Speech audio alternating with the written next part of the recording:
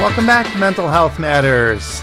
This is Dr. Terry, and we are doing a really cool broadcast today on the philosophy of thinking, or the thinking behind thinking, and how we think about things such as, difficult subject like suicide, but how we get lost in thought, and then what do we do with that thought, and different approaches. And that's what we're going to talk about today, is different approaches of what do you do if I've got a thought. Let's say it's an obsessive thought about wanting to hurt yourself or hurt somebody else. What do I do with that thought? So anyways, you are listening to Mental Health Matters on KRUU 100.1 on your FM dial. We have a bunch of the shows archived on KRUU. We're going to get the other ones archived up there soon. With Danielle's going to do this. And my co-host Danielle's here with me today. Hello, I'm Danielle McWilliams. I'm a graduate intern, and I'm excited to be here today. And a bunch of the shows are also archived and going to keep getting archived on the Ardent Counseling YouTube channel. So you could go to YouTube and dial in Ardent Counseling Center, and you will see a bunch of the shows there, as well as larger lectures we've done on depression and anxiety and suicide and all that kind of good stuff, or suicide prevention, I should say. So let's get into the topic today. Well, hey, Scott, if people do have questions or comments and they want to reach out to you, how can they reach you? Well, you know my email. What could they... If anybody has any suggestions or comments, or just, needs somebody to talk to, please reach out to scott@ardentcenter.com. That is SCOTT ARDENTCENTER.com. And you are listening to Solar Powered KRUU.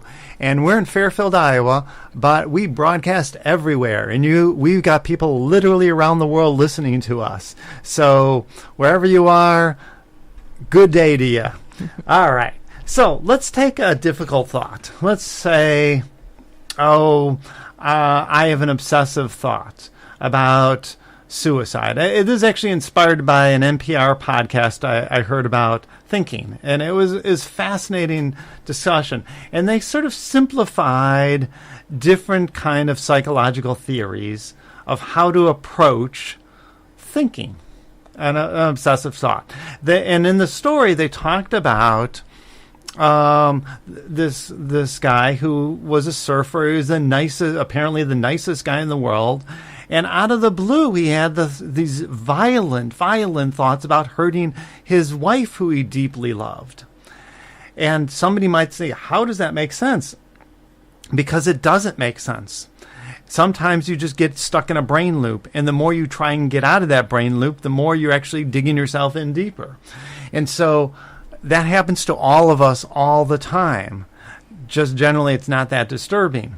So the question is, what do you do? Absolutely. I think it can happen. It happens on a daily basis, just in everyday life. People get stuck in, whether it's a pattern of thinking, but in some cases, or in a lot of cases, it can be an extremely disturbing thought, like thoughts of wanting to hurt somebody else, or thoughts of wanting to hurt yourself.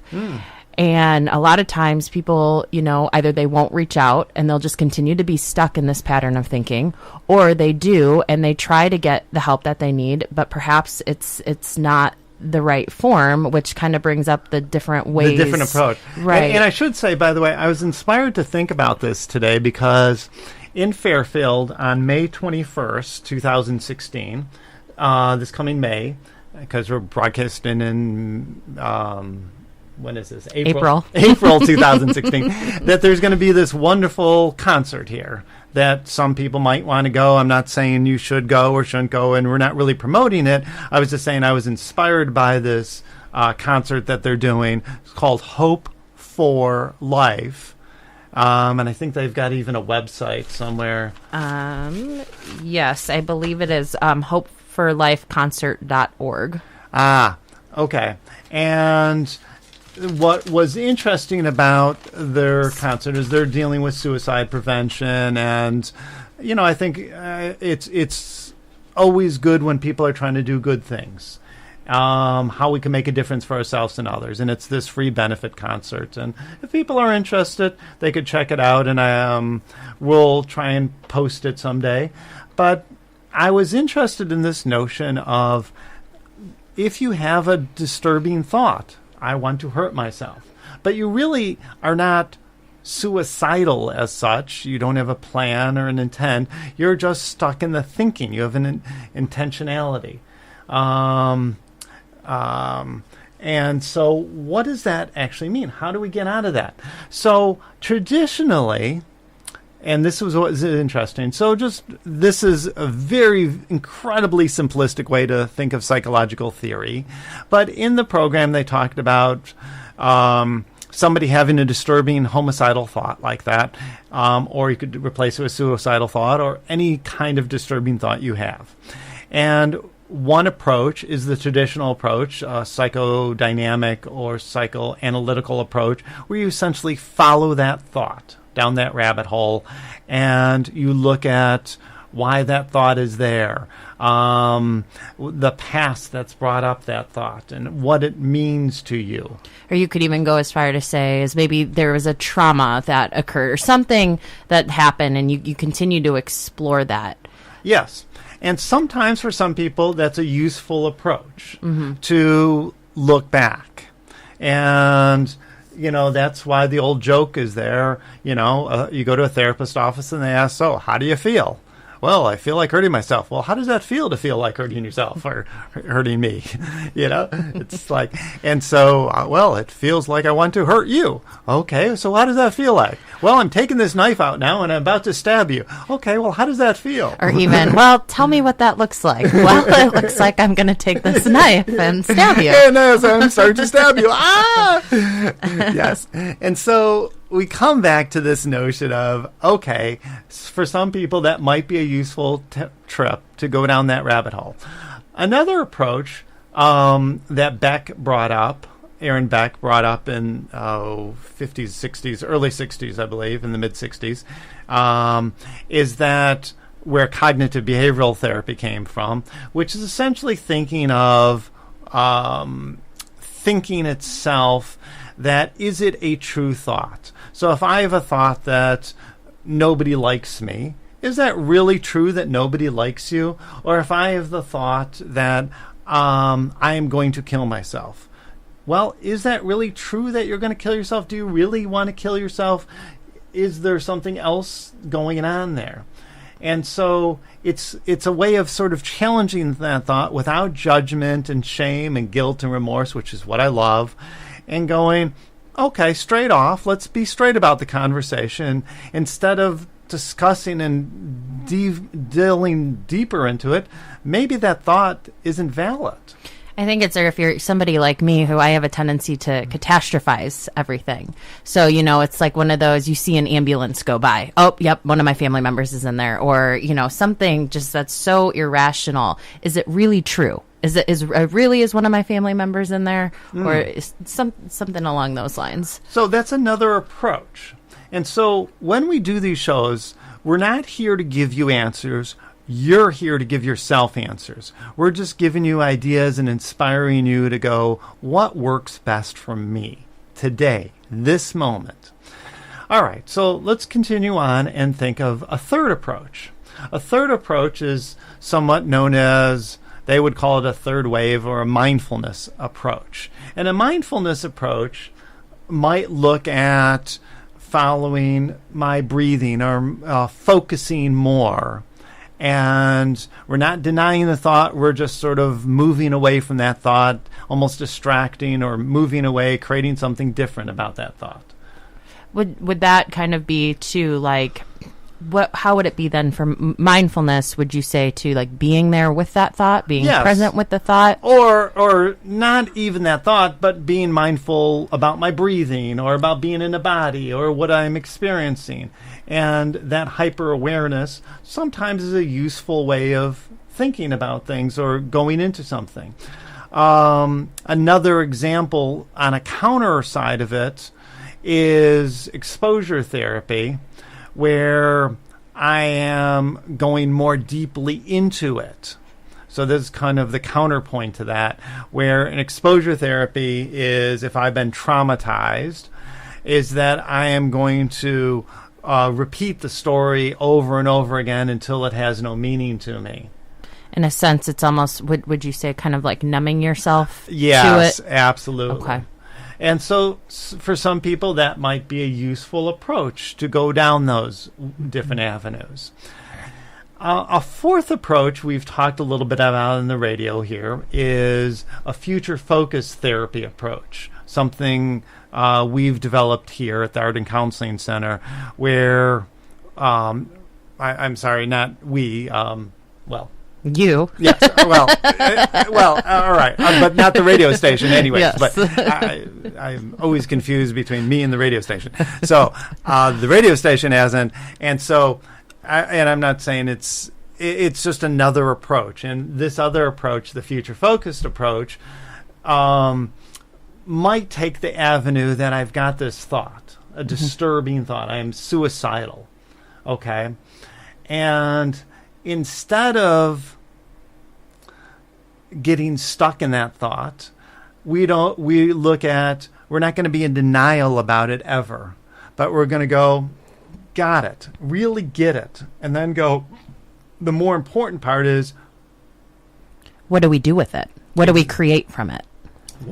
Exactly. So I've had this terrible event. My partner broke up with me. I am very disturbed. I feel like hurting myself. I feel like hurting somebody else. But I'm not going to really hurt myself, but I can't stop thinking. I'm lost in obsession. And it's like, okay, then what do I want to create from this? I think, too, in a sense, it's almost like you're acknowledging that the thought is there, which I think is really important, because then it helps you decide like what it is you do want to create from it. A lot of times, especially when having negative or disturbing thoughts, we don't want to have those thoughts, so we do everything in our power to try to run from them, and we try to distract ourselves. Yeah, exactly. Or the problem is that it doesn't. You're not accepting that thought is there. All you're doing is kind of like sweeping it under the rug, and so then it ends up coming up again and again and again and again. Exactly, and so we're never in denial. We're just not getting stuck there. Right. We're not looking at the past. We're looking at the future that we're creating for ourselves today. A bigger way to think about that is we're looking not just at that thought, but how do we think? What's the system that creates that thought? The system that creates the way that we think. And so it's essentially, it's creating a new system. It's creating a new way of not being in denial about something, but what do I want to create next from it? Which you could even go even broader, and if we bring it back to the topic of suicide. So let's say that a family member or loved one does commit suicide, does kill themselves, and then the family is left to. There's a lot of guilt. There's a lot of remorse, a lot of could we have done this, should we have, and it becomes this, then they get stuck in these thoughts, they get lost in the guilt, and it rather than creating something from it, right, because there's all the understanding in the world doesn't make a difference. Right. Oh, I understand why they did it. It doesn't make a hill of beans worth of difference, because I'm still disturbed. So the only answer is, the only way to take back my power into me now, and that's a key phrase to think about, how I take back my power, is to come back that I have the choice. I have the power. I can't prevent anybody from doing anything in this life. I can't prevent my partner from leaving, going, doing this. I can't prevent the person I love most from not hurting themselves or from the terrible things that happen in this world. All I can create is what I can choose to create from that experience, or to create myself to be more powerful so that those experiences happen less and less. Right. And so we had two wonderful people here earlier that they shared their experiences with loved ones who have suffered from mental illness. One who had a good friend who passed away by suicide, or who killed themselves, if we want to be honest and open about it. And rather than sit there and get lost in it and what could I have done, what should I have done, they have decided to move forward and become a part of a community and put on a great benefit to try to raise awareness and educate people.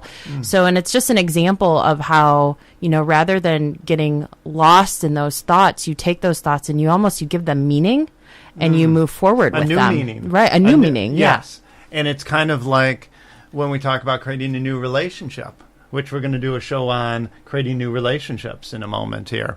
By the way, you're listening to KRUU 100.1 on your FM dial. You're listening to Mental Health Matters today, and today we're talking about how we think about something. What's the nature of thought, and what do we do with that thought? Even the most disturbing thoughts, like suicide or feeling suicidal, or homicidal, or even the most disturbing thought, what do we do eventually with that thought? And different therapeutic approaches. Absolutely. And our job is not to say one's right or wrong, or one's better or worse. Just there's different avenues. You find what works for you. Okay, so we got this different possibility of I am essentially transcending that thought. So one way is I have precursors to becoming an alcoholic or a victim in life. And, we could go back, and then my thesis, my way of looking at the world is I am a victim of some terrible event, or I'm an alcoholic and it's based upon the past. And then I have an antithesis or countervailing or opposite way of seeing it, where I'm struggling with my alcoholism or my victimization or something. And then eventually I come to a synthesis, a conclusion that I come to in my mind of where I've become a survivor, I've allowed myself to really embody that survivor mentality, or I'm not drinking. But in the end, that state only leaves us still pointing a picture at the past and thinking about the past. I'm still stuck in that same way of thinking mode. I'm still in the same pattern that I was. So it's kind of like, even though I'm a survivor, that means I at one point I still was a victim. And I still am. And I still am. I must still be at my core, because I'm now a survivor. What this other approach that we're describing now is being able to move past that. So for the alcoholic, I'm got that I not only am not drinking, but I don't need to be addicted to anything anymore. So I get the bigger pattern, which is addiction itself. Mm-hmm. And I move past that to go, hey, I don't need to run away from anything, because I'm so focused on that future state that I'm creating and starting to live today to make a difference in this world. And so I can make a difference for myself, because I am being the person I need to be, which gives me power to make a difference and to be that person and to live a life that has purpose and power. And in some ways too, it's you're allowing the past or whatever has happened, whatever negative experiences people have had, you're allowing those to still be a part of the future experiences that you're creating for yourself. You're not, as you mentioned, you're not denying that those things happen, but rather it's almost like there's an acceptance, and it's now I'm creating something new and something better for myself from those experiences. Exactly. And so I'm giving myself a new set of context, a new way of looking at that world, and so I've transcended that old way of thinking into a new pattern. So that's really I think you say it so much more eloquently than me, so thank you. Yes. I'm sort of fumbling over my words there. Well, I think it's too, it is a different way of thinking, and it does require, it's not like you can just wake up in the morning and start, okay, I'm going to start thinking this way. I think it does take a lot of, it's almost like brain retraining. So it's almost like you have to be cognizant and aware of the thoughts that you're having. So rather than trying to run from them, okay, I'm having this really negative thought right now. I'm having this thought that I want to hurt myself. I want to hurt somebody else. And then not necessarily trying to run from it, but more or less trying to figure out what to do with it in a constructive, healthy way rather than a destructive way. Yes, absolutely. And so it's a really fascinating way to look at things in terms of creating relationships. And we'll have a whole program on restarting relationships and how do you actually recreate, not go back and relive your past relationship, but create a new, powerful relationship with new rules and a new way of being. So same concept. We'll talk about it in a separate show. But let's move past this into an even fifth category, which is I'm no longer looking at the way that I'm thinking, but I'm getting that all the different approaches are not only equally valid, depending on what my needs are, but they're all the same. That it's just a matter of, am I dancing on this square today or that one? That today I might need to look at my past, and tomorrow I might need to look at the future state that I'm, a new way of being that I'm creating today. It might, just like at some points you might need to, it's more powerful and useful to focus on stabilization than it is to focus on changing. So to look that they're all the same. They're all the same and they're all different. And I liken this to, excuse me for being a geek here, to Schrodinger's cat. I was talking about this with a wonderful client this week that I absolutely love this story. So in physics, there's a story of this cat in a box. So no, please, yeah, you tell it. And essentially, for whatever reason, we're not going to get into the details here. The cat could be alive or dead. It's in this sealed box, and you don't know if it's alive or dead. Okay.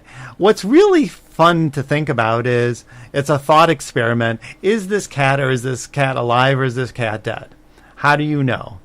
And we're not going to get into the whole physics part, but what I like thinking about is the cat could be alive, the cat could be dead. Those are two possibilities. And the cat is neither alive nor neither dead until you open that box. But there's something called parallel universes or multiverse, which is true. It's not just part of science fiction. And I know we're not going to get into the physics, and we're making this incredibly simplistic. And I'm applying this in a crude way, so excuse all of you physics people out there, so excuse me. But to think about that the cat is both alive and dead, because in different worlds it is alive, and different worlds it's dead. And in different worlds, in different ways of conceptualizing and developing ourselves, we could be or need this approach versus that approach. We might need to have more of a cognitive behavioral approach, or we might need to have more of a transcendent approach, or we might need whatever it is, and that we could do all of it at the same time. We could walk and chew gum at the same time. We could both be who we are creating ourselves to be in the future and start living that person today. I want to be that healthy guy today. Mm-hmm. And so how does that healthy guy look, live, be today? It's a very philosophical way of thinking of things, and taking it back to the cat in the box. Is it alive? Is it dead? It's both alive and dead, and vice versa. I guess my question is, could you just go and open the box and find out? Absolutely. And then we come back to one of the approaches. Okay, now the cat's alive or the cat's dead. What do I want to do about it? Right. It still comes back to, and that's how come it's a circle. Yes. And we always come back to, okay, great. Why'd you kill a cat in a box? Why would you do that? Okay. Yes. All right. But yeah, it is very, regardless of how it is, it all comes down to what do we do with those thoughts. So in our couple minutes remaining, why don't you tell a story about a bad experience, and let's think about some different possibilities with this. So would you like a story of like a Yeah. friend who? Yeah. Okay. So we had a family friend who ended up, to make a really long story short, was stealing pills from a family member, suffering from a lot of mental illness, poured gasoline on himself and burned himself. He ended up dying from the burns and the scars. self-inflicted the burns. self-inflicted Yes. burns. So a terrible, terrible way to die, and truly is making, when somebody's dying like that, they're truly making a statement to the world about their own suffering, and they're wanting to get as much stimulation, pain as they possibly can as they leave. Absolutely. It's and they've numbed themselves out of existence. So multiple things are going on at the same time. Yes. So go on.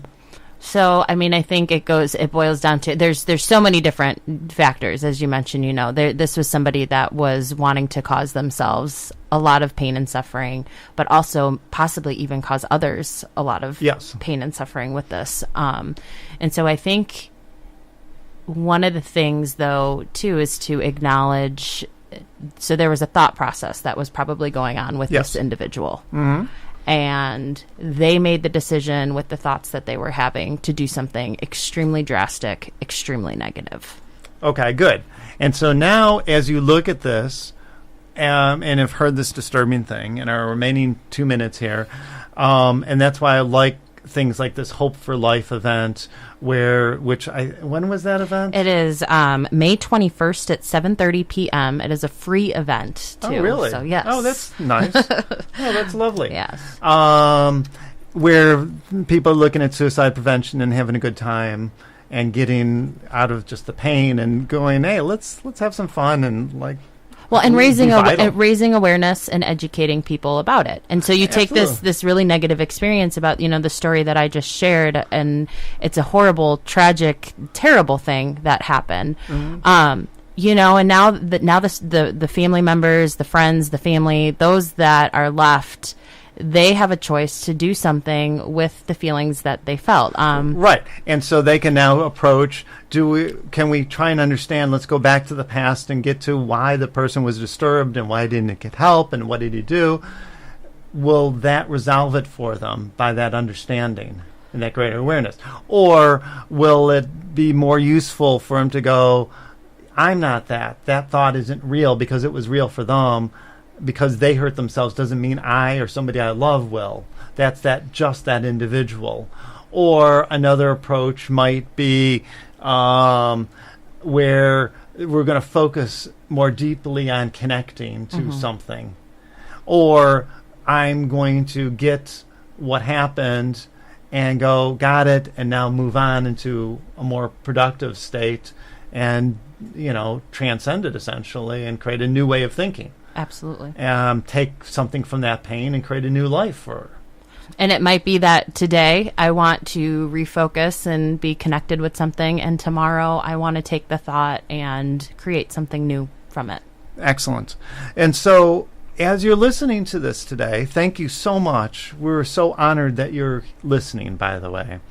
And you're intent on wanting to do something more with your life. So thank you for sharing that with us. And thank you for being a part of the journey. Absolutely. And so find your path today, whatever it is, that there is no right or wrong. There is only what works for you today. And that's, I think, what's really fascinating about it is there's lots and lots of approaches out there. Come to what's your approach for you. Stop trying to find the answer through somebody else. Nobody can know your path, your answer. Only you can. And you might not know. And so you get the joy of discovery.